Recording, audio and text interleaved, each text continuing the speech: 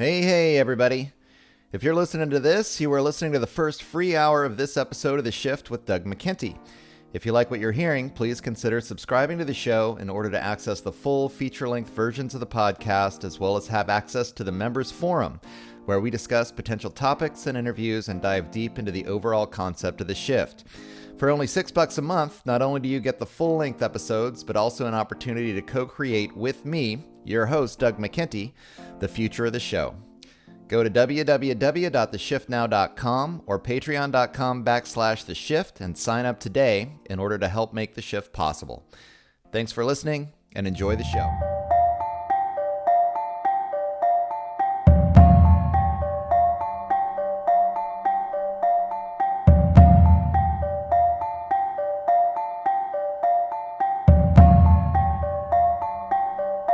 Good morning, noon, or night, wherever and whenever you are listening to The Shift. I'm your host. My name is Doug McKenty.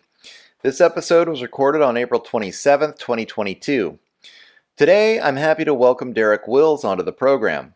He's the author of the recently published book, The Liberty Solution, which includes a foreword by renowned libertarian academic Dr. Walter Block. In it, Derek provides an excellent synopsis of the foundations of libertarian theory, based on the concept of natural law, which posits all individuals are granted inalienable human rights that cannot morally be infringed upon by criminals and governments alike. By referencing the foundational philosophy of 17th century British philosopher John Locke, Derek painstakingly develops a modern libertarian theory from the ground up. His work details how the concept of natural law applies to a variety of issues, including currency creation, the proper dissemination of justice, immigration in a free society, and even the controversial topic of abortion from the perspective of its rigorous application. Ultimately, Derek provides a rationally consistent argument for the elimination of the state in favor of natural systems of economy and self-protection based on the principle that individual freedom of choice results in the greatest collective good. Separated into two parts, the book first makes a case against the use of government, citing the historical record for a plethora of examples that provide ample evidence of the misuse of state power to the detriment of the common person. These include taxation, which reduces home ownership to a form of modern-day serfdom, as well as the presence of crony capitalism, which allows well-connected individuals to profit excessively from large government contracts, and the creation of laws designed to prevent competition from those unable to access sources of government largesse. Part 2 of the book provides solutions to common problems typically associated with state responsibility, and describes the many ways a free society could provide necessary goods and services in the absence of state power. This includes a chapter dedicated to the notion of tolerance, as a free society allows the existence of a variety of lifestyle choices, so long as those lifestyles adhere to the fundamental principles of non-aggression at the heart of the concept of natural law. This conversation continues a series of interviews from The Shift focusing on libertarian ideas in general and the concept of natural law in particular. The modern political world has become so polarized due to overwhelming adherence to a dialectic philosophy that posits that political change must come from a violent synthesis of a historical thesis in conflict with a rising antithesis.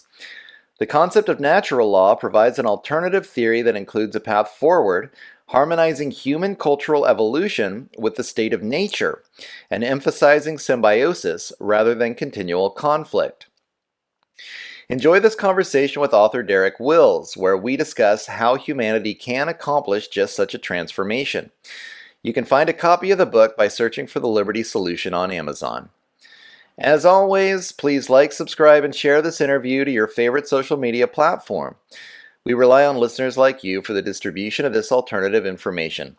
You can find hours of free content, sign up for the newsletter, or subscribe for feature-length versions of each episode by going to www.theshiftnow.com. If you want to become part of the conversation, search for Doug McKenty on Facebook or @DMcKenty on Twitter. I want to thank author Derek Wills for agreeing to this interview, and thank you for helping to make the shift. Hey everyone, and welcome to the 119th episode of The Shift. I'm your host, Doug McKenty. I am joined today by the author of The Liberty Solution, Derek Wills. As many of you know, I've been having more and more libertarians on the show for such a long time, I was trying to find compromise between the left and the right in the left-right paradigm, figure out how we could work together. But ultimately, I've just had to come to the conclusion that I really do feel like living in a free society is kind of where things have to start. And if we can't agree on that, um, then what are we doing? What are we doing talking about politics? So I'm happy to have Derek on the show, and we'll get into some of these foundational philosophies about libertarianism, where it comes from, how it can work, why we believe in it. So Derek, welcome to the program. Why don't you tell people what motivated you to write this book, and what just a little bit about the process. I know that you basically wrote that you started as a minarchist, and essentially by the end of it, you were full on done with the idea of the state altogether. So why don't you describe that process? Well, thank you very much for having me. Yeah, that was a very interesting journey, to say the least. So to start with, what prompted me to write this book, I was a podcast host for a grassroots gun rights organization in Texas called Lone Star Gun Rights at the time. Um, and we were doing heavy lobbying in the state legislature to get constitutional carry, permitless carry, whatever you want to call it. And you know, everything that comes with being a gun rights advocate. Um, you're gonna have to address anytime tragedy happens. And we get a lot of tragedy highlighted in this country, particularly whenever Republicans are in control, but also whenever Democrats are in control too. So this was following the tragedy at Santa Fe High School. Mm. And there was a gun rights rally that was organized to basically say, uh, there's no law that would have prevented this from happening. You're only, you're only punishing the law abiding, so to speak. I was invited to speak at this rally, so I wrote a speech. I gave the speech, and I received a lot of good feedback on the speech itself. And one of them was that I needed to write a book on liberty, because one of the central themes of my speech was not just don't come take our guns. It was also rooted in the whole natural law theory behind why gun rights are natural rights. And so I kind of took that to heart. I was like, you know what? I'm writing op-eds, I'm writing blog posts, I'm writing social media posts for LSGR. I'm hosting a podcast. A book actually sounds like a good idea, a good next step, if you will. So I took that to heart, and the very next day, I started typing out on my computer how the book. Mm-hmm. But yeah, as you mentioned, it was interesting because at the time I had already started down this trail. I had started off early in my life as a pretty hardcore establishment Republican type. Yeah, let's go get some WMDs in Iraq. The war hawk type. Right. And You I were ended up you were in joining. the military for a while, yeah. Yeah. I joined the military right out of high school because it's my patriotic duty to serve my country. Yeah. Um, so I joined the Navy. I spent 6 years in the Navy, and during my time in the Navy was really whenever the shift started to happen. Um, and I do talk about it a little bit in the book, but really it was just like, wait a second, I'm supposed to be protecting American freedom here, and I'm in the middle of the North Arabian Gulf guarding an Iraqi oil platform. What does this have to do with anything? So that's Right. when it really started to move me. So I became more of a constitutional conservative. I started distancing myself from the Republican Party, using that moniker of constitutional conservative, and I started calling out, rhinos. Well, it didn't take too much longer for me to realize that all of the rhinos, quote unquote, that I'm calling out are people in the Republican Party, like most of the people in the Republican Party. So if this is how Republicans act, then they're not Republicans in name only. They're Republicans. That's what Republicans do. Right. So I started really getting kind of more distant and really thinking about the philosophy of the Republican Party. Like, and then I started thinking about like the war on drugs, and it's like, this is stupid. Why are we throwing people in a cage and treating them like criminals for, I mean, natural rights, right? Well, if I don't have the right to my own body, this makes no sense. So I became far more libertarian as time went on. And it was kind of a gentle shift. I was constitutional conservative, then conservatarian, and then libertarian. Mhm. And I would say this is probably around 2016 timeframe is when I really started going hardcore with the Libertarian Party. 2016 was the first election that I actually voted Libertarian, and was actively trying to convince my closest friends stop supporting Republicans. And so this is all about the same time that I'm starting to write the book. And by the time I really started writing it, I was at, God, the state just needs to stop doing 99% of things. And there were just a couple of things that I could not really get past. Things that I just I couldn't find a solution that would work outside of state control. For example, like police, courts, fire, things like that. I'm like, how do we do this without the state? And what was really kind of interesting is, as this shift is happening, I'm starting to call myself. I'm 3 degrees away from an anarchist. I just can't get that last little gap filled.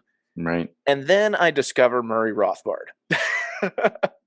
And I had Rothbard's For a New Liberty on my reading list for a while. It was one of the things that I wanted to research for my book specifically.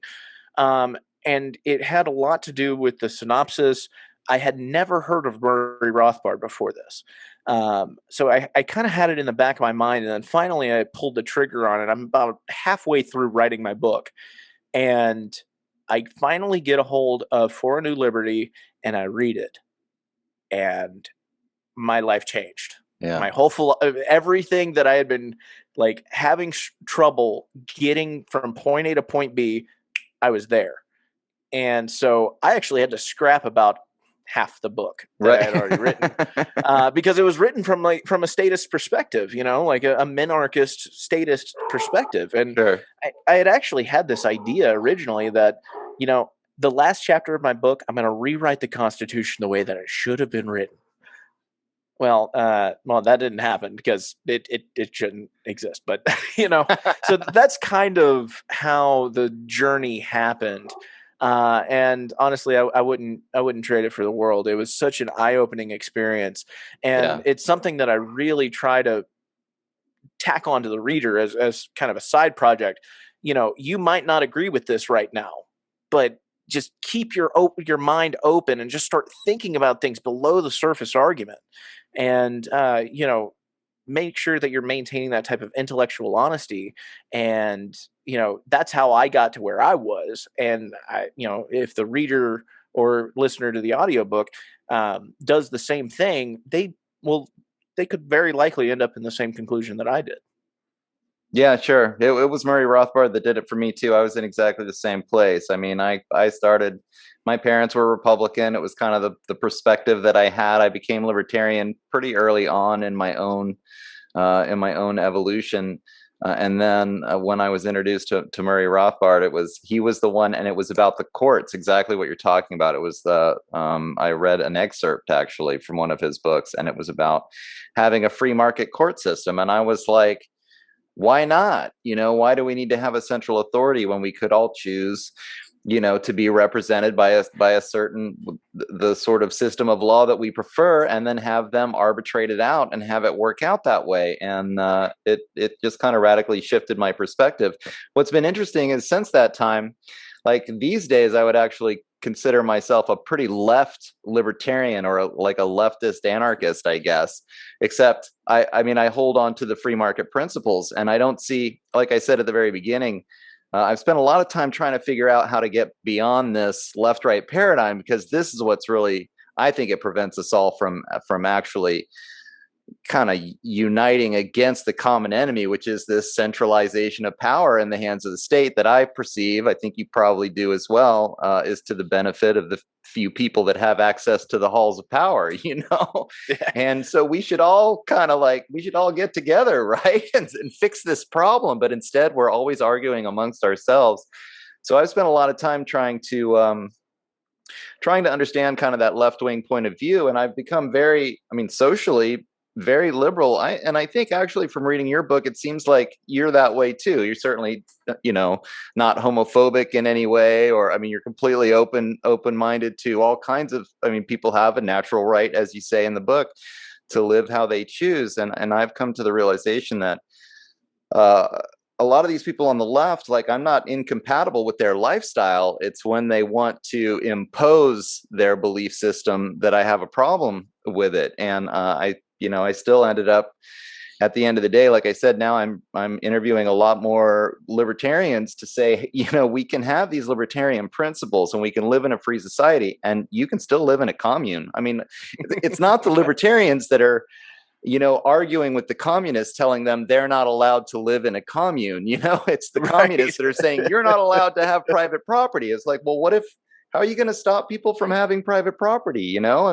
Some people are going to do it. State, non-existent state is going to stop me, right? Yeah, I know. You bring up a very interesting point, and that is the left-right paradigm. The drives me nuts. Dichotomy of left versus right. And, you got the political compass that has the 4 quadrants: authoritarian, libertarian, economic left, economic right. I hate all of those models. There is one model that I have fell in love with it. If I had one regret of my book, I would have incorporated this in some way.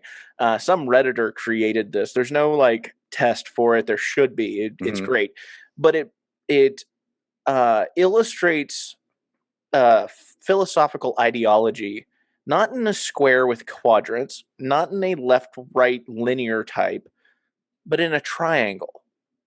And at the apex of each of the triangle of each point, you have one is anarchist, one is communist, and the other is absolutist, so like your monarchs, your czars, things like that.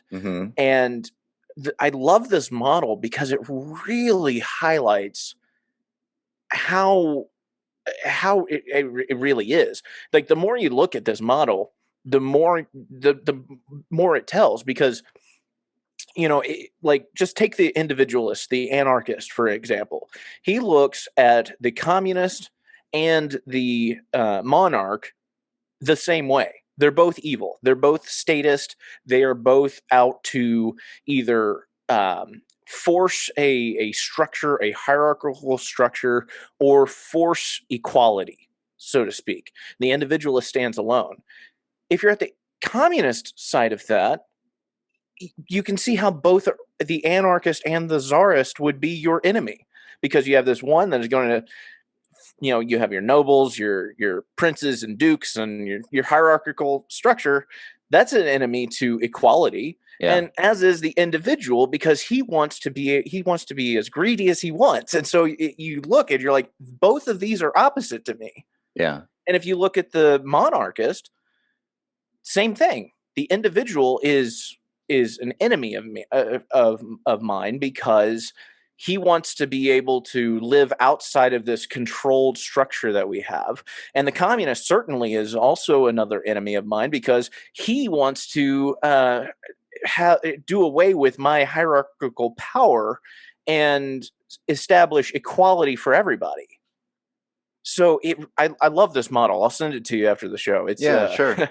it's one of the greatest things I've ever seen, and the more I look at it, the more I love it. Yeah, cool. I mean, I remember, again, back when I was just kind of waking up to politics and thinking about it myself and becoming more and more libertarian.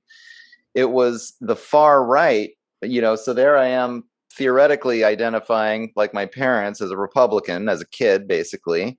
And I'm on the right of the left-right paradigm, and that was the world. That was how I learned to think about politics. And then I become a libertarian, so theoretically I'm farther right. But then I get told that fascists are also on the on the far right, and I'm like, but I'm not a fascist, right? I'm a libertarian. And then the whole model breaks down, and it does break down. Like, it doesn't make sense. I mean, people need to kind of like really question why our politics uses this left-right paradigm when things don't, you can't fit a square peg in a round hole, right? I mean, it doesn't Right. fit. These political philosophies are varied and different, and we need to create a model that makes a lot more sense. And I've actually, in fact, on my blog, I've been talking about populism as a top-down paradigm, and I'm analyzing politics from a power perspective, which it sounds like your triangle actually kind of touches on this as well. But just, you got to realize that, like, when there's the centralization of power, then some people are going to, they're going to wield power over others. And that's how we need to analyze politics, not about, these different political philosophies, because what difference does it make when we're arguing left, right, paradigm here, and then there's a group of people that are just in holding the reins of government and doing whatever they want to all the rest of us, and we're not even talking about the right issues because we're off over here arguing about arguing about the most superfluous things that ultimately don't matter. Exactly. Yeah, I actually have come to realize too, just what's been bothering me so much since the whole Trump era and this whole progressive push, the censorship push, the hate speech push, and all of this that's going on. And like, why has it bothered me so much? And I realized that the identity politics also, it wants to say that political power is held by various groups that you identify with, be it your skin color or your sexual identity or whatever. And, again, I'm like over here saying we need to start analyzing politics based on power and who has the power and who doesn't have the power, who Absolutely. And until we can get into that frame of mind, we're not going to change anything. We can argue identity politics until the cows come home, and the system's not going to change. The rich guys, are happy enough to let us argue about this stuff all day long. Oh yeah, I mean, it's a perfect distraction. It's entertaining and seems just important enough to keep everybody occupied, but ultimately it's like we're not talking about anything real here. It's all arbitrary, and it's being used to justify a lot of the censorship. I mean, shows like mine, often we find ourselves shadow banned on social media because never had that happen before, right? Because when you talk about truth to power, it turns out they don't really like it that much. Yeah. I guess it's a sign that you're on the right track. Yeah, I would agree. Well, let's get into this concept of natural law. For one thing, I really appreciate about the book that you quote John Locke quite a bit. So clearly, you're going back to the source on this. Why don't you, talk about your relationship with John Locke? Did you really go? It seems like you did a pretty deep dive into his philosophy. You must have read quite a bit. So, what made you decide to take it to that level, actually? Because not a lot of people really do. They're not real excited about jumping into 17th century political philosophy, and they're correct in how brutal that can be. Right. Golly. Whenever you get into Hobbes, it's even worse. Because it's just the dialect is just so foreign to us. I actually know, I've noticed that the 100 years, I mean, maybe it's because I've read more Locke that I'm kind of used to that language, that time period, but Hobbes is definitely a challenge. Yeah. So, in my constitutional conservative ideology days, like a good constitutional conservative, I was really big on the founding fathers, Hmm. and almost to a fault. Um, Now, I also am a huge history fan. I love reading history because you learn so much. And I'm not talking about the grade school history that you take. I'm a fan of reading original source material as much as possible. Yeah. And one of my even now, despite his faults and despite some of the evils that he did, from a philosophical standpoint, I would say I still admire Thomas Jefferson to a great degree. I'm not going to apologize for him. I'm not going to Right. say that he's a saint or anything. It's But interesting, actually, to me, if I can interrupt for a second. This is an interesting topic to me that people will toss away the man's philosophy because he was a hypocrite. I mean, yeah, point me to the person who's not a hypocrite in this world. I mean, none of us are perfect, and so, yeah, it's a fallacy to throw away his ideas because he didn't always live up to those ideas. And I think that's right. really unfortunate because I, like you, certainly appreciate the writings that he put out there, and the ideas that he had around the founding of the United States. So, Yeah, no, you're spot on. Again, I I don't admire the man himself, but I do admire his philosophies and what he actually did do and argue for. mhm, And because of the admiration that I had for him, even whenever I was a constitutional conservative and ignoring his hypocrisies, um, you know, I wanted to know who helped shape him. And so that drove me to John Locke. mhm, And that's what really got me on the, you know, natural right philosophy, the natural right theory. Even back then, I believed firmly in natural rights. Um, and despite the fact that I still believe in God now, I don't call them God given rights anymore. At the time, I did. mhm. But uh, to be more inclusive to everyone, because it really doesn't matter if somebody believes in God or not. These rights still belong to you. And so I want to make sure that I'm not isolating people and making them feel put off by the philosophy that still applies to them regardless of their beliefs. So Yeah. I'm big on calling it natural rights now. Um, but yeah, that's kind of what drove me to Locke. And I have read um, the two treatises of government. Um, probably two or three times over the years, just because I wanted to understand. And it is a very boring read. Oh my god, Right. it really is. But I'm also kind of a glutton for punishment. I'm reading letters that Jefferson wrote that nobody ever talks about because they're never. It's not historically significant in any way. I still have a book on my bookshelf that's just filled with Jefferson's writings, Yeah. um, just because it helped me understand where he was philosophically. So It's whenever I went, actually, it just, again, interrupt, but it's so important and so impressive that you've taken that. I mean, I studied political philosophy at Trinity, actually, in San Antonio. You're in Fort Worth, so you yeah, might. But and I focused on. I actually was really lucky to have an excellent history teacher that required us to read the primary sources and then would have us write. We wrote quite a bit. Um, from this perspective of how to view history, how to interpret history, um, instead of just believing somebody's historical perspective, reading their book and believing it. We'd read different perspectives on the same historical event, and then we do a comparison and contrast, which is really how you have to approach it. But my yeah, point being is that going all the way back to those primary sources is important, and it's unfortunate that I think you and I can both agree that the education system here in the United States is at a place where a lot of people don't make that, because it is challenging. They don't make that leap. They don't do that extra work. hmm But it's really worth it, and actually, it's necessary if we want to have real political conversations, if we want to understand where our political beliefs come from, why we think the way we do, having an understanding of that primary source material, and taking the time to be able to get through even some of the harder language.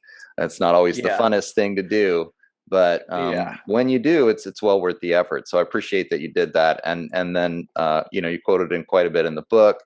So there's a lot of that primary material in the book as well. Well, I appreciate the compliments very, very much. And, I think the thought experiment about delving in and you like you said, finding out why you believe your beliefs is so incredibly important. Um, there are areas where I even say this is what Locke said, and this is why I disagree. Mm-hmm. Things like that are important. You don't have to be a parrot for the people that you like. You can still have admiration and respect for anybody, for whatever reason, for their philosophical beliefs, their political beliefs, whatever. But that doesn't mean you have to agree with them 100%. And it doesn't make them your enemy either. I appreciate what John Locke has brought to the Enlightenment era of, understanding political philosophy, but I don't agree with him on everything. Mm-hmm. I think he's flat out wrong on things because John Locke was a statist. I'm an anarchist. Well, right. I can't agree with him. The social contract is something like, I didn't sign that contract, John, Yeah. so I'm sorry. I'll pass on that one. Can you at least show me the power of attorney I signed? Yeah, no, it's that I'll tell you that social contract, that is one thing that needs to be abolished from all philosophies. That is one of the stupidest things. It in is my funny. opinion. I remember learning about it and being like, but I didn't sign that. Like, why would anyone believe that? And It's a magic trick. Yeah, some guys wrote a contract 200 years ago, and I'm supposed to be bound by that, but it's not like that's not a contract that I agreed to at all. I wasn't a part of that at all. How are you doing that? What kind of a leap is that? Yeah. And what's interesting? I was having a discussion with a friend of mine, and we talk of philosophy a lot. But he highlighted something I had never thought about, and it's so obvious. But the majority of the laws that we are required to follow right now were written by people who are dead for people who are dead. Right. And whenever he said that, it kind of blew my mind. Like, oh my God. Yeah. How is this still supposed to apply to me? It's just, it's baffling. And I just don't understand how people can, with a straight face, and I used to be one of these people and I still don't understand it. Right. How they can look at you with a straight face and be like, this is what's required to live in a civilized society. And, it's for the greater good. Well, sorry, but your greater good is not the same as mine. My greater good is what's best for me, not for, I don't even know you. I mean, yeah. My greater good is what's best for me. And so what's best for me is actually what's best for everyone, because what's best for me is what's best for the individual. And the individual is the single biggest minority that there can be. Right. It's funny because I've gotten in these, you hear this kind of leftist perspective that libertarians are selfish and individualist and they don't care about the community. And my response is always, the best thing for the community is to have respect for individual autonomy. I mean, if your community doesn't respect individual autonomy, then it's going to be a nightmare. It's not going to be a healthy community. So, let's start there and then move from there. But it's just been so wild to me, especially. It just seems like things have gotten so bad in the last 5 years with the Trump era and this rise in this concept of hate speech. And a lot of the mainstream media has been fomenting a lot of this. I'm not even sure that most of it is real, but a lot of the people on the left are, really they've become very intolerant towards people who believe in individual rights, or even using the word liberty or tyranny are Yeah. almost like, are you a domestic terrorist? You get you get linked Yeah. into these like right wing groups or something, and it's like, no, that's not what I'm talking about at all, and I don't know how we got here necessarily.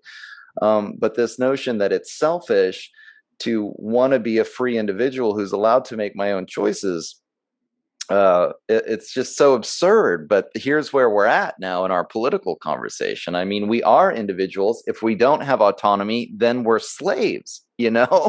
And so because I oppose slavery, that means I recognize that the individual has certain rights. That Yep. doesn't mean that a free individual shouldn't also be altruistic and engage in their community in a positive way. You write about charity, for example, in the book. I mean, there are all kinds of ways in a free society that we can help one another and we can be Yeah. altruists. So it's not all, it's just so funny to me now that it's actually not funny, it's frightening that the idea of individualism or individual liberty is now being conflated with selfishness. Yeah. Crazy. And it's everywhere. And it really doesn't matter if you're talking to a leftist or a Trump supporter. You know, they will find something to outright condemn you for that is rooted in liberty. You know, the left will chastise you for supporting, somebody like Elon Musk using his own property to purchase Twitter, for instance. Hmm. And then you'll have the right chastise you for, how dare you say that, trans people should have full body autonomy for themselves. And it's like, Right. it's just, it's like you either believe that the individual has the right to do what they want as long as they don't harm another person, or Yeah. you don't.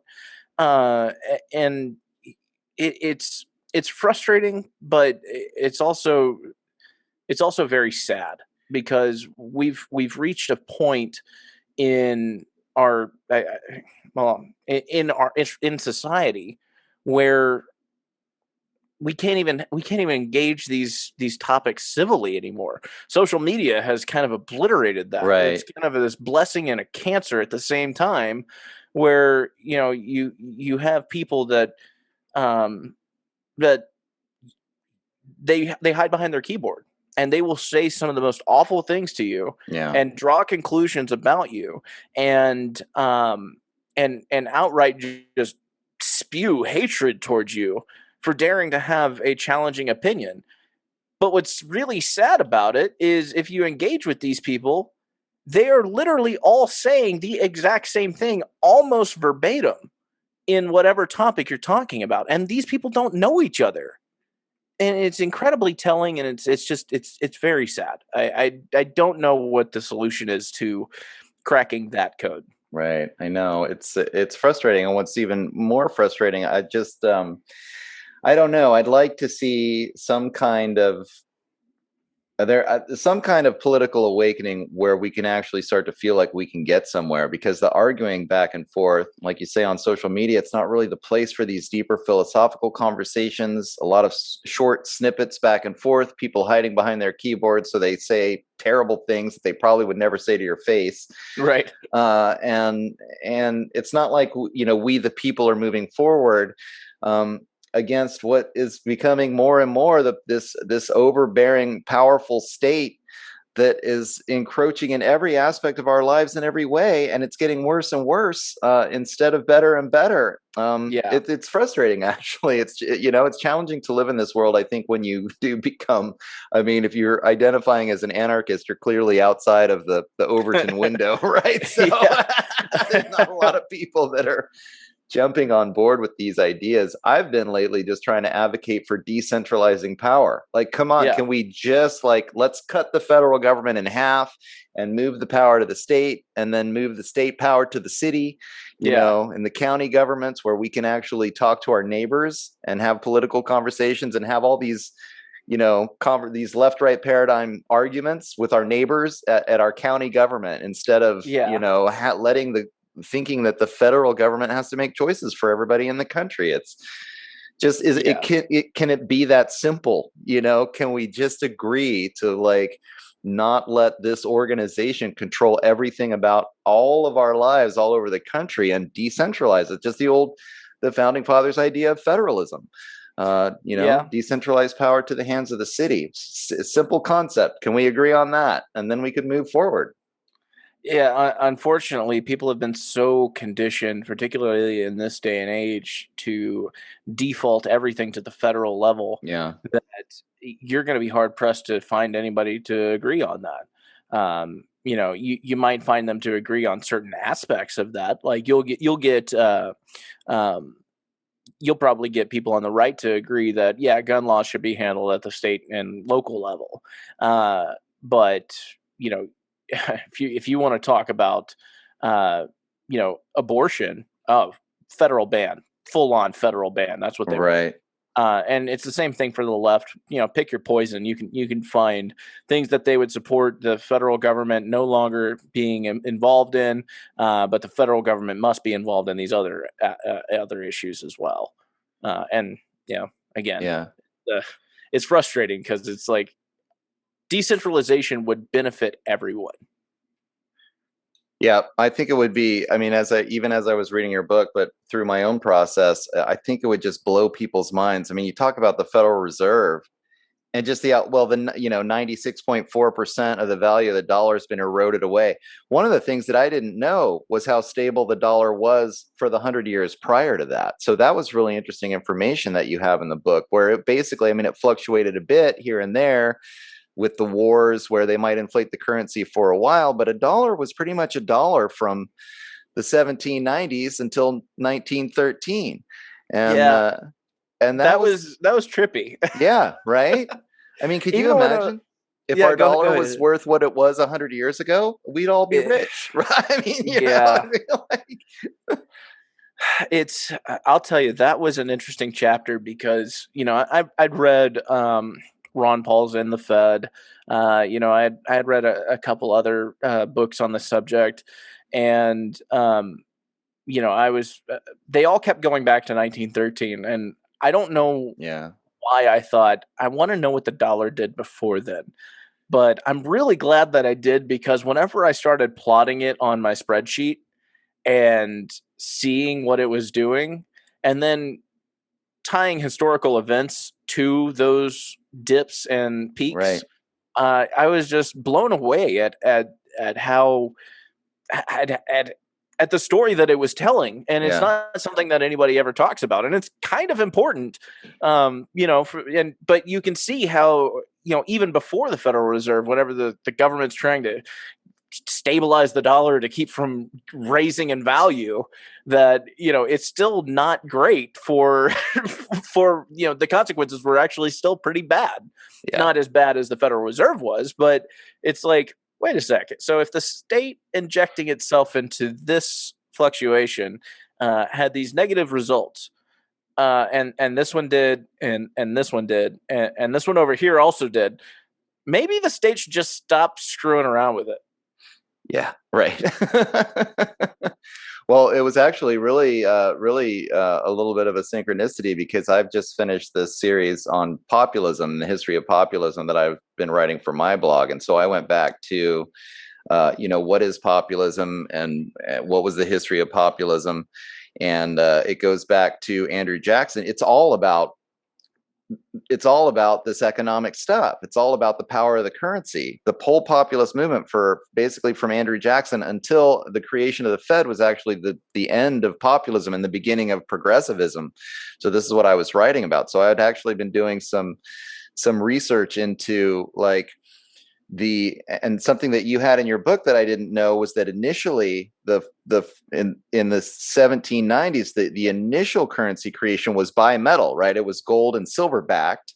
Yeah. And then there was the first Bank of the United States. Then Andrew Jackson didn't want to recharter the second Bank of the United States. And so the populist movement is basically starts with Andrew Jackson and his fight, because they didn't want to centralize the creation of the currency, because they argued it's a power play. The rich people are going to control the currency, and then they're going to make money for themselves, I mean, Yeah. like after that, we're done, right? We're toast. So Andrew Jackson did not allow the bank to be rechartered, and we went into the wildcat phase, Yep. the wildcat banking phase that you talk about a bit in the book. But then the greenback was printed for the Civil War, and Yeah, that caused inflation. And then that was what the ultimately drove the populist movement in the 1770s and 1780s, because they were trying to fight back on this inflation. All the greenbacks started to get recalled, and then the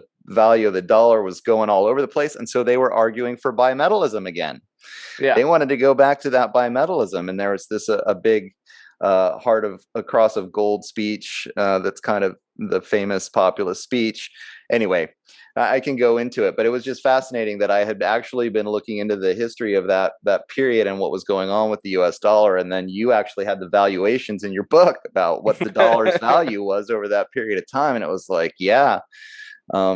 But the fact that ultimately, even though what we're taught is during the wildcat banking period, it was crazy, and people could just print money, or during that period after the Civil War, there were all these crashes and it was unstable, and that's why we're taught we needed the Federal Reserve. But even throughout all of that, the dollar was worth about $1. Maybe sometimes 80 cents, maybe it was sometimes $1.20, but it pretty much always averaged out. Now that same dollar's worth about 4 cents. Yeah. Thank you, Federal Reserve, for stabilizing our currency. Right. They said that the mission was to stabilize the currency. They didn't tell you where they were going to stabilize it at. They're going to stabilize it at zero. Yeah. Wow. And another thing, I mean, you really have the numbers in that chapter, but it was something like $478 billion a year now getting spent on the interest payments on the debt. I've often tried to wonder, and this is why Ron Paul wanted to audit the Fed, and the initial Tea Party movement, even people like to think of it as a far-right Republican movement, but initially it was basically a populist movement that just wanted to audit the Fed. Like, let's look at this thing. Because we don't know how many treasury bonds they own, and how much of that 478 billion a year in interest payments they actually get paid for the treasuries that they're allowed to just print up, basically, and say, oh, here, and lend the money back out to the government. Yeah. And what I really hope to convey with that chapter, I mean, because the Fed is not an easy topic. I mean, just no matter how you slice it, I've really tried hard to make sure that it was explained at a level that anybody who doesn't know could understand, while also not sounding condescending about it. Sure. Because I didn't want it to sound like I'm talking down to them. It really strove to make sure that it was focused on educating anybody that doesn't know how the Fed operates on the basics of the Federal Reserve System. And I'm hoping that this chapter at a minimum will open people's eyes and say, okay, there is something wrong with the fact that you have this private institution that essentially has more power than the federal government even does, because they get to say, hey, print more treasury notes.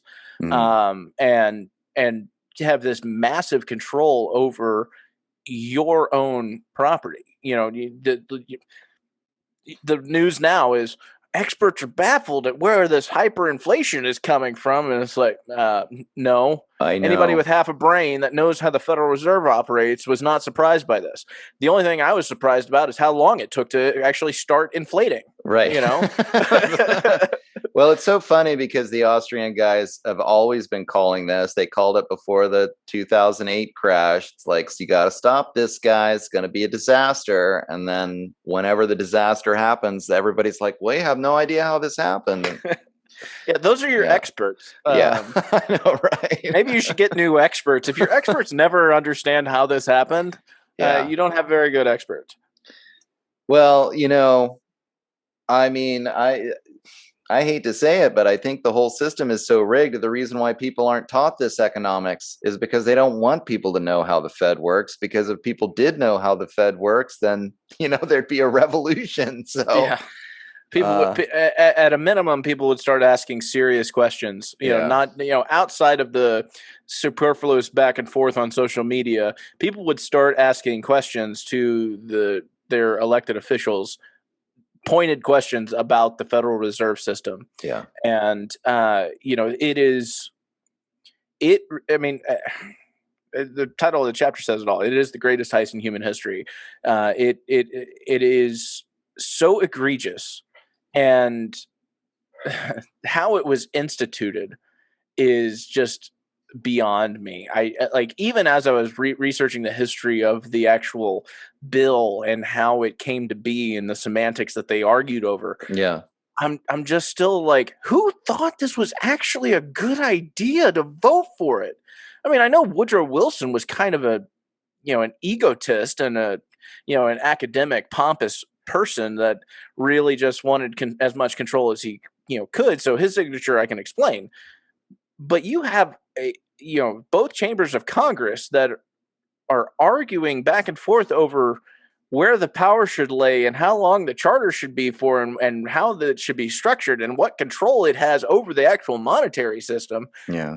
No point. Does anybody ever think, this might actually, I take that back. The congressman, Simon Fest, said, yeah, this is probably going to end the gold standard and we're going to, end up with hyperinflation. And then he votes for it. Like, whatever. Yeah. Okay. Kind of makes me wonder what dirt they had on him to get him to vote for it. But whatever. Right. I know. Have you done the Creature from Jekyll Island?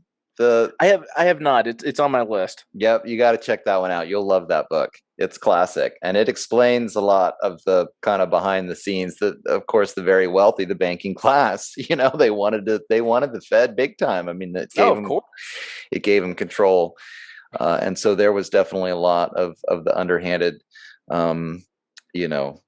real politics going on in the background that got that thing forced through. And I think what the vote was like on December 23rd, it was right around Christmas time. I mean, they pulled all the shenanigans to get the Federal Reserve passed, without really having the due process that if it had seen the light of day, I don't think anyone would have gone for it. And I think even Woodrow Wilson, a decade or so later, it had to admit, like, my God, I just, he said the quote is something like, I gave the country over to, the groups of powerful people now who control everything behind the scenes because they control the money supply. I mean, and then Congress 20 years later amended the Federal Reserve Act to make the charter indefinite. And, there you go. That's all she wrote.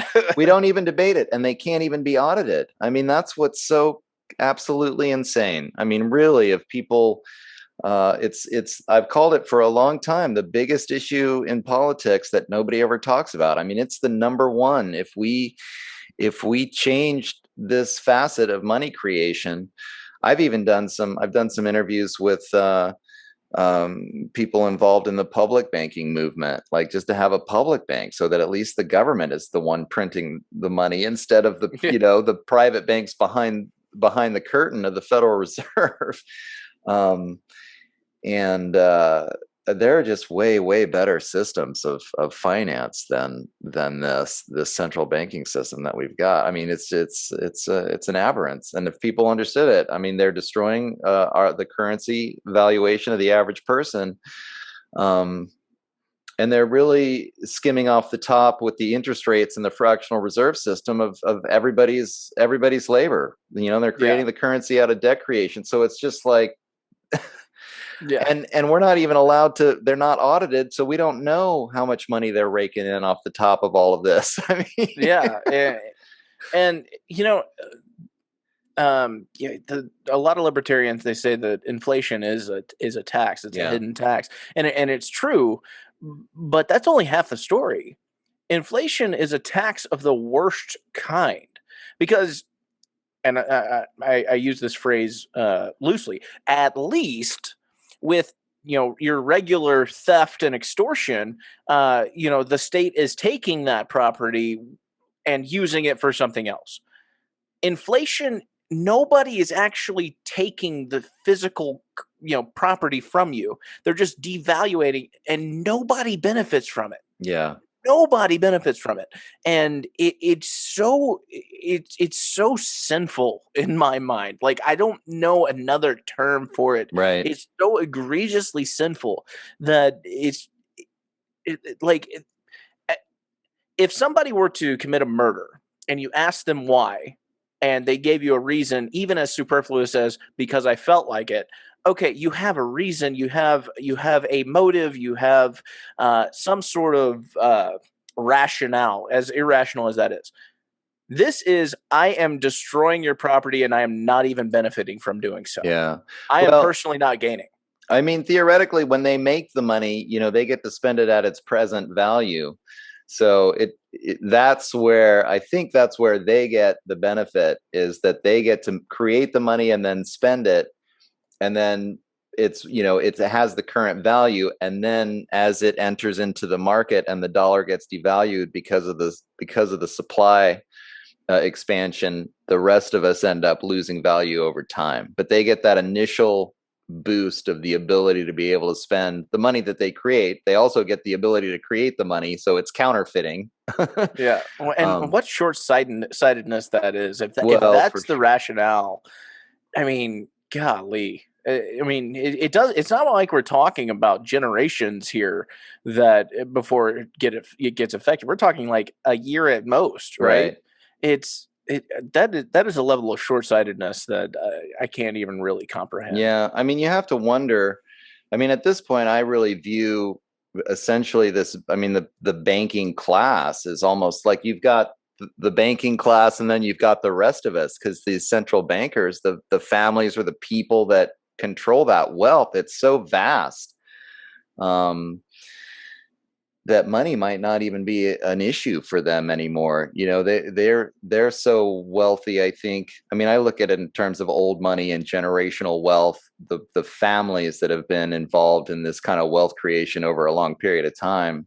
I have a feeling that there's so much wealth that they've had control over for quite some time, that the money isn't even a thing for them anymore. It's just almost more about the power, Yeah. that they can accrue. Yeah, Yeah. and you're probably right. It's Power is very tempting. Yeah. Um, Honestly, one of my favorite quotes from a TV show ever came from House of Cards, and it's when Kevin Spacey is in his little soliloquy describing the difference between money and power, and how money is the McMansion in Sarasota that crumbles after 10 years, but power is the stone structure that stands for Right. centuries. And ever since I've heard that, I'm like, man, that is so true. Uh, I think that show was a little close to home, actually. It was probably pretty accurate in terms it of probably was, and how it's things yeah, I really mean, are. I really enjoyed the show, but God, Kevin Spacey just I can't Right. sickens me now. It's like I cannot believe that. I mean, I can because Hollywood's filled with Oh, pedophiles, yeah. but whatever. Yeah. um, but that show was exceptional, and I would say probably fairly accurate. Yeah. Yeah. Unfortunately so. I mean, you just got to get to a place. Well, to go back to the idea of natural law, um, once you hold that natural law ideal, then you start to be able to look at the actual system and see the corruption that's just so endemic in the whole system. I mean, it's not out there striving to conform to natural law, right? I mean, Right. these people could care less. They're pushing money around, and they're accruing as much power as they possibly can. Um, Yeah. Well, I mean, it to have control over another individual or their property violates natural law. yeah, It's as simple as that. So, if an entity exists that has the power and authority to manipulate the value of your property, that is a violation of your natural right to property because they are bringing you harm. It doesn't matter if they're gaining or not, but they are bringing you harm. So therefore, it violates natural law. So the Federal Reserve instantly fits that criteria. right. And your local appraisal district also does. Oh, The so power to much. tax. Yeah, property taxes. I was just gonna say. Yeah, well, I mean, the power to tax generally, right? You have the authority to demand a percentage, an arbitrary percentage of somebody's, you know, total cost at the point of sale, based off of their income level, based off of their property value, or even just a flat fee for them to engage in a voluntary act. Well, you have commanded, dominance over them. So again, violates natural law, violates individual rights. Mhm. And then this, whenever you get into the subject of taxation, that's whenever you start to lose people. Well, how are you gonna pay for the roads and the bridges and the Sure. police and the fire department and it's just gonna be anarchy. I'm like, well, that's the point. Well, it's gonna be dead people in the streets and it's gonna be bad. And I just probably one of my go-tos is, okay, so let's say the government stopped existing tomorrow. Are you going to say, well, the government doesn't exist, I'm going to go start murdering people now? Right. I don't think so. And I think that you would be hard pressed to find anybody that would. I mean, I'm sure just based on statistics and the sheer volume of people we have in the world, you probably could find a handful, but they are going to be severely outnumbered by the people that understand that you don't go around murdering people. Yeah. If you are listening to this, you are listening to the first free hour of The Shift with Doug McKenty. For access to the full feature-length versions of the podcast, go to www.theshiftnow.com and subscribe for the audio version for just $6 a month. Access the full-length episodes in video form through rockfin.com by subscribing at the Shift with Doug McKenty landing page. For $9.99 a month, you gain access not only to The Shift, but also all other premium content material hosted on the platform. Find out more at www.theshiftnow.com/store. Detoxify your body, decolonize your mind, make the shift. Well, if you don't mind, before we wrap it up, I know it's getting to be about time, but I do want to ask you about the abortion question because it's always the hot button issue. And I was, I think I heard in a previous interview that you did, and in reading the book, that you actually kind of changed your mind on this as you were writing. And it's such, I mean, it's such a complex and difficult issue. But would you describe your process and what your thought processes are about this one, and how your views changed and why over the course of writing about this topic? Yeah, so that was actually that was an interesting subject to research, Yeah.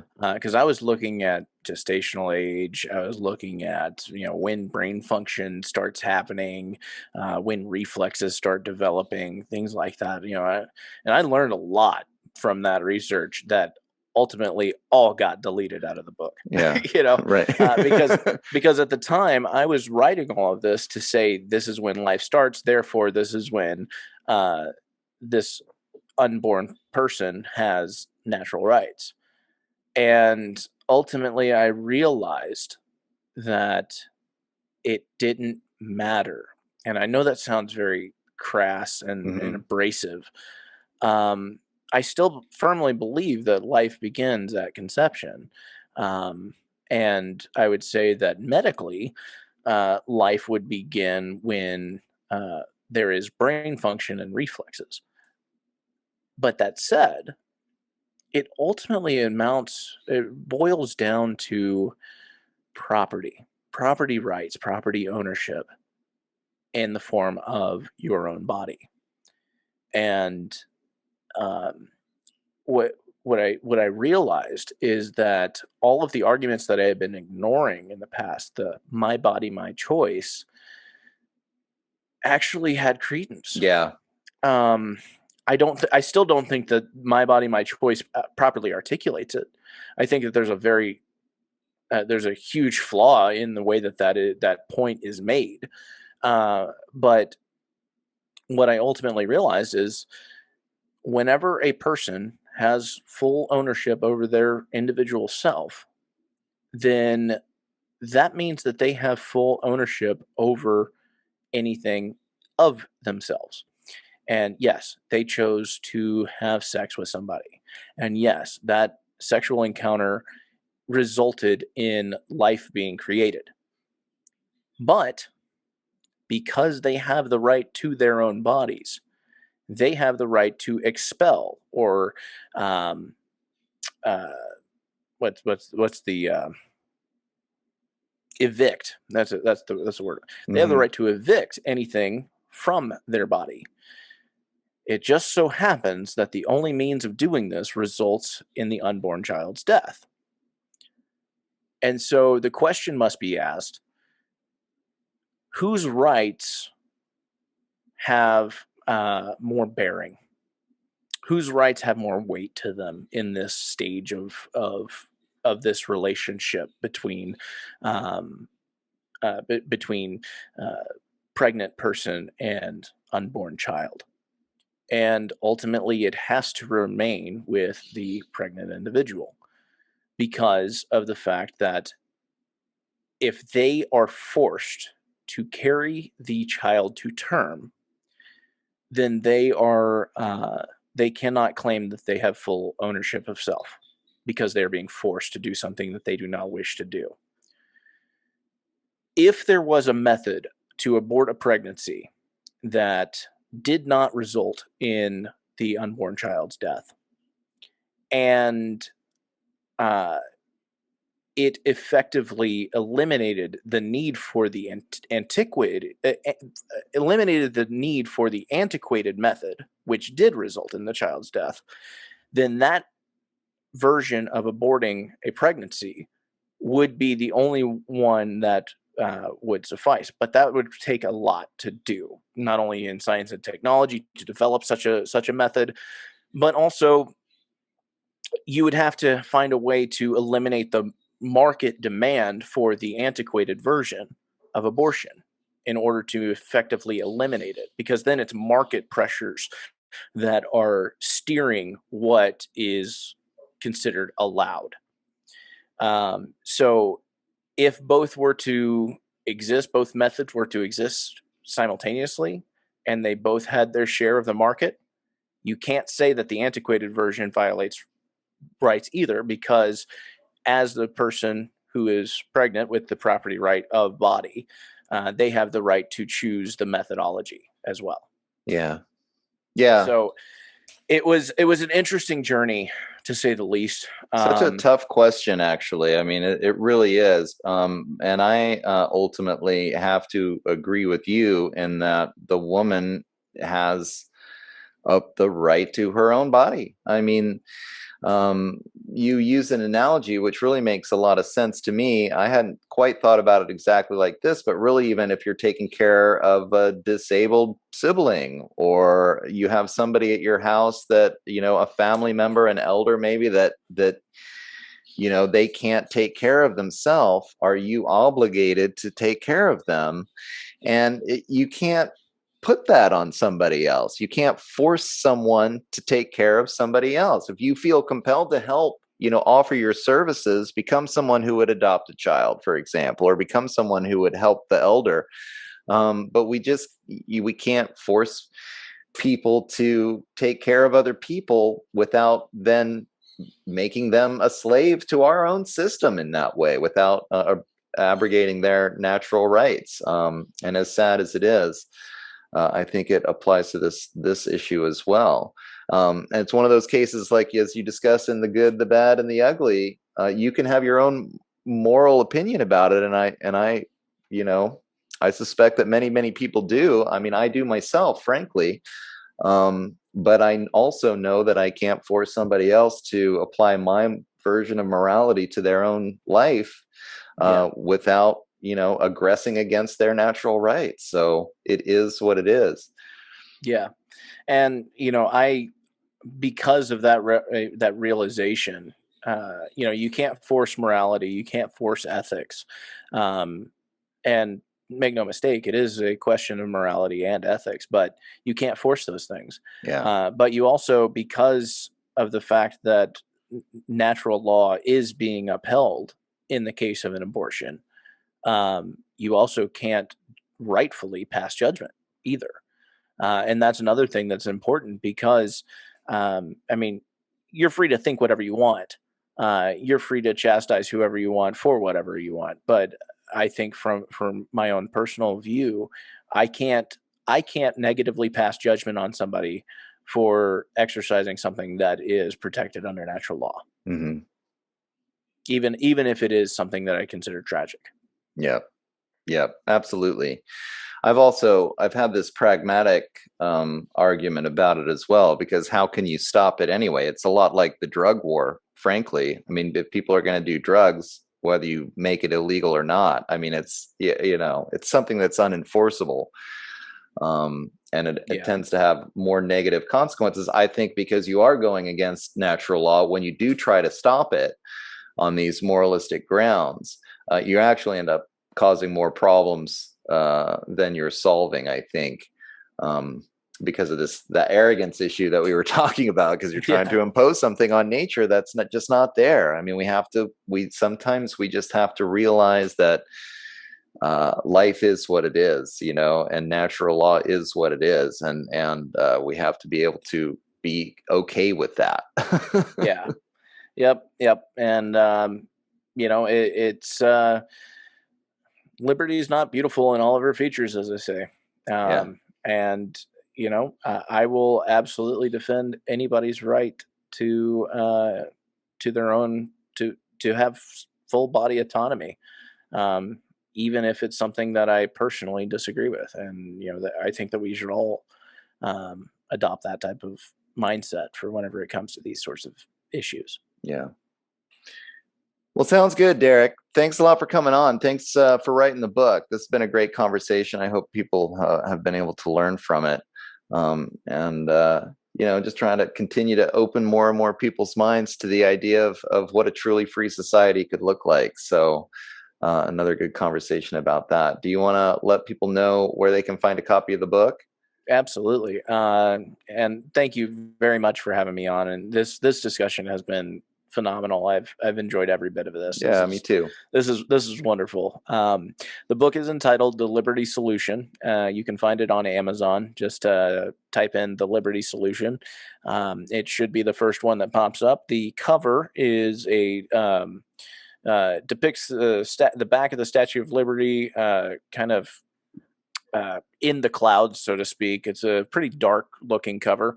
It's by Derek R. Wills, and the forward is by Walter Block, for those who are fans of the wonderful economist, who is truly amazing. I enjoyed every second of my interactions with him, and I would like to meet him one day in person. I Yeah. haven't had a chance to. Oh, yeah, because he wrote the foreword for the book for you. Yeah, That was a score. that was a score. That was I am still blown away that he wrote the forward, and I'm still blown away by the forward that he wrote. Yeah. So, Yeah. Well, congratulations on that. And again, thanks for the work that you're doing. And honestly, both in that you have a lot of the kind of classic arguments and a lot of those primary sources in there, the John Locke and that, but also for putting your own twists and your own critical thinking onto some of these and coming up with some interesting new ideas as well. So if people are listening and you're interested in understanding just a little bit more about libertarianism and anarcho-capitalism more specifically, then I strongly suggest you check this one out. It was a great read, and I enjoyed having this conversation with Derek. I'll let people know that I've been your host. This has been The Shift, and my name is Doug McKenty. You can find my work at www.theshiftnow.com. I've been doing some writing as of late on Substack at The Populist Papers. So it's thepopulistpapers.substack.com, where you can find all of my articles. And if you sign up on Substack, then I get the podcast out as well as my articles straight to your inbox. So that's been a pretty convenient way to go. If you don't go to the website and sign up for the newsletter, you can also find me, Doug McKenty, on Facebook, or at dmckenty on Twitter. So thanks everybody for listening. And thanks again, Derek, for your work and for coming on the show and having this great conversation. Really appreciate it. thanks for having me, man. Appreciate it. Yep. Take care. All right. ladies and gentlemen, there was my interview with author of the Liberty Solution, Derek Wills. This is a continuation of a series that I've been working on. I've just been wanting to have more libertarian guests on for a long time. I was really trying to come up with some kind of a synthesis between the left and the right. And I'd often have a lot of left-wing guests, a lot of right-wing guests, to try to figure out how we can work together. And over the course, especially of COVID, I really had to come to the conclusion that I think that there are some just serious fundamental issues with the progressive notions, especially the identity politics that's been becoming prominent over the last decade or so. But even with the left-right paradigm in general, this Hegelian dialectic and then the Marxist dialectic that follows it up, this basically defines all political conversation, the Republicans versus the Democrats, which thesis or antithesis are you participating in, so that we can duke it out, right? We can have this argumentative battle. And then create ultimately the synthesis, which is the next level up. I think a lot of you are familiar with how this dialectic has been used by the upper classes to basically herd us through social engineering in whichever direction they want to go. They give you the thesis, they give you the antithesis, and then they come up with the solution that's going to get us out of the problem. We're now seeing the new synthesis into communitarianism, which is the political philosophy that's behind, of course, the Great Reset and the Fourth Industrial Revolution. So I just figured we got to get away from this kind of thinking altogether, and I've been attracted for a long time myself to these fundamental libertarian ideas based on natural law. So natural law, as you just heard, at least in Western philosophy, is most predominantly pushed forward by the 17th century philosopher John Locke. And Derek has a lot of direct quotes from John Locke's treatises on government, where he goes into detail about how natural law theory works and what it is. So I really appreciated that about this book. And the thing about natural law, again, this predates. This is the concepts that fueled the American Revolution, right? And a little bit the French Revolution, although there was Rousseau's ideas involved in the French Revolution, kind of took it to the next level. And maybe was a precursor to what is now modern socialism or progressivism. But the Lockean ideas, based solely on natural law, were all about setting up these inalienable rights that humans have, even when they exist in the state of nature, even when they're not controlled by government or a part of government or culture or anything. If you live by yourself in the middle of the state of nature, what abilities, capacities that you have as a completely free human being, that when you come into culture and you come into the government, well, you still have these faculties, and the government or thieves or criminals should not be able to take these rights away from you. And that's the foundation of natural law theory. And I think that it really, it is, I think there's a reason why the upper classes actually push this dialectic on us. They don't want us to know about natural law theory, right? I mean, because natural law theory individuates you. It lets you know that you have a right to be who you are, and that the government and the upper classes don't have a right to impose power over you when you haven't committed an actual crime, when you haven't broken a natural law. So it delegitimizes the power of the authority, and it puts that authority back into the individual.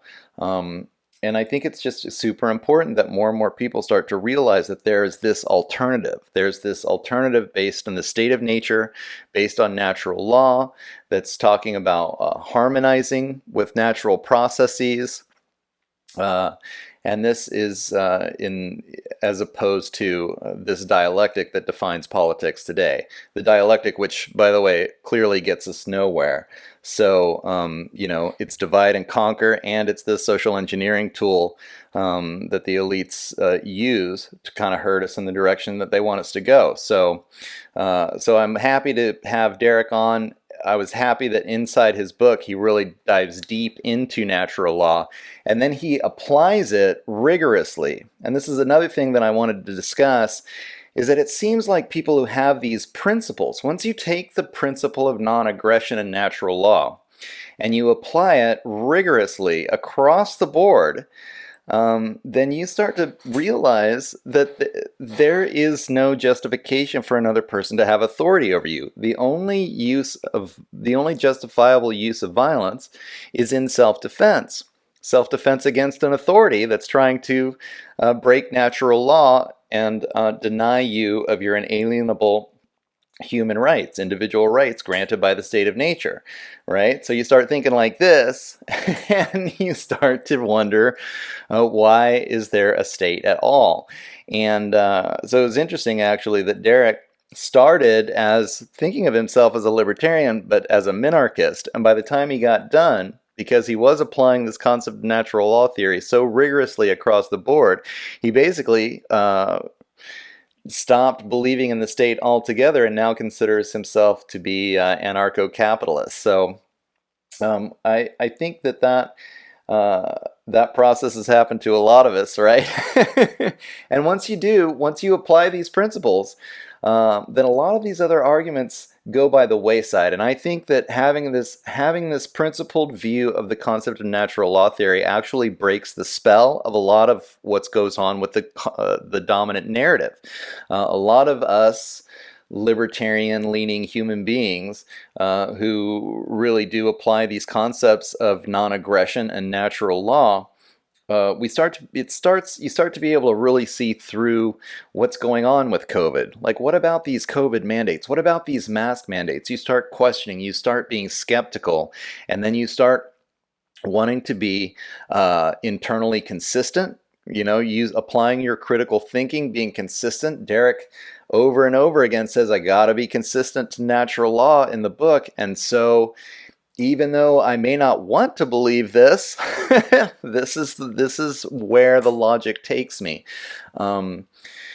And so having these principles, it really individuates you and separates you out of the dominant narrative. It makes it much more difficult for you to be influenced by government propaganda. Again, all of the sophistry that's used, the scientism that's been used.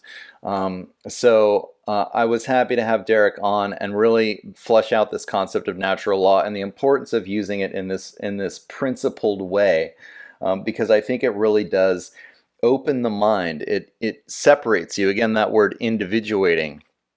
I've seen a lot of people starting to use this concept of a big cult, like government is a big cult. I saw a tweet today about a person that was an ex-progressive who was leaving the liberal mentality and saying to herself, I feel like I'm leaving a cult. I think there's some truth to that this whole identity politics thing has taken people off track, thinking that politics has to do with your gender or the color of your skin or your sexual identity, whereas natural law points to you are an individual who has individual rights. And naturally, it makes one quite wary of very wealthy people that are involved in government and controlling government and manipulating government for the favor of the upper classes. So it has a tendency to make it very clear. I mean, these are the arguments used by John Locke to argue against the feudal system and what was called the divine right of kings. Now we could call it the divine right of the billionaire class, right? Because clearly we have the same basic problems today that John Locke had 400 or 500 years ago, where we have a very solidified oligarchy.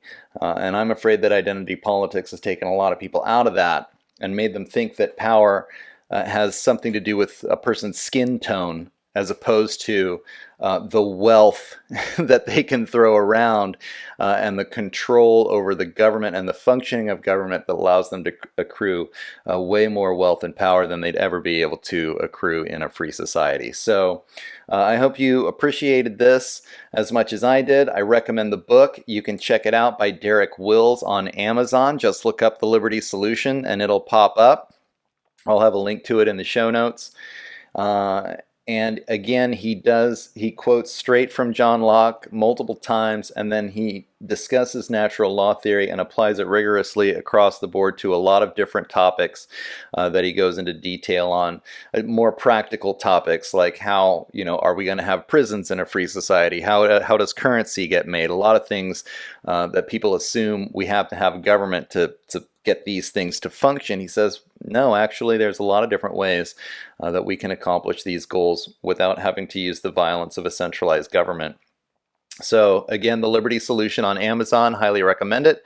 And I will just let you all know that you've been listening to The Shift. My name is Doug McKenty, and you can find all of my stuff at www.theshiftnow.com. I've been writing a lot about political philosophy myself. You can find my writings at thepopulistsPapers.substack.com. And I've been going into detail. I just finished a 3-part series on populism, talking about let's just ditch the left-right paradigm and have a populist movement based on the real class conflict that's going on. Get out of the left-right paradigm, ditch the identity politics, focus on the class issue and decentralizing power. Make it really simple. I'm so sick of people arguing about politics.